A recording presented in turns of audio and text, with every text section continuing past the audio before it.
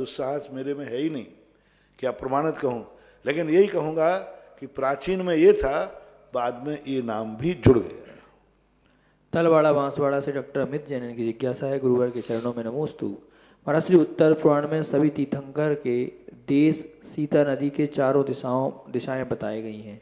क्या सभी का सेंटर पॉइंट सीता नदी ही था और आज सीता नदी का अस्तित्व?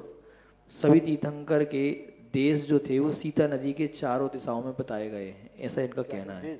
देश, हाँ तो हाँ देश मतलब सीता नदी के चारों दिशाओं में इनका, तो इनका पूछना है कि सीता नदी जो है वो क्या सेंटर है?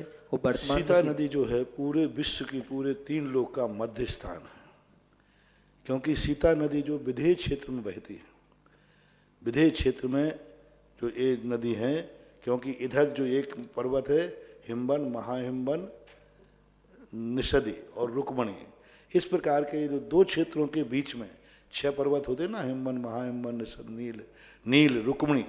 तो नील पर्वत यहाँ से जो तीसरे नंबर का, नाम में अंतर आ सकता है, हिमवन, महाहिमवन और जो पर्वत आया तीसरा नील, वो नील, और उधर से ऐरावत से 3, इन दोनों के बीच में है।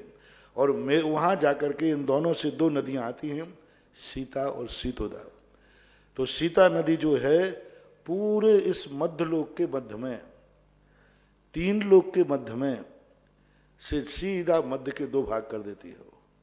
इसलिए वहाँ पर जो, जैसे यहाँ गंगा किनारे अयोध्या है, ऐसे ही वहाँ पर जो एक मेरु संबंधी जो 20, जो 8, 8, 16 और 32 विधेय होते, तो 32 विधेयों का जो बंटवारा करने वाले हैं वो सीता नदी है।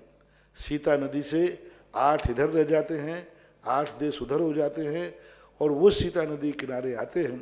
इस अपेक्षा से जो विधेय क्षेत्रों के स्थान हैं वो सीता सीतोदा के स्थान के किनारे हैं। इस अपेक्षा से यह कथन जानना चाहिए। जबलपुर से अमन जैन, इनकी जिज्ञासा है, महाराज श्री के चरणों में नमोस्तु। महाराज श्री, आपने 8 अक्टूबर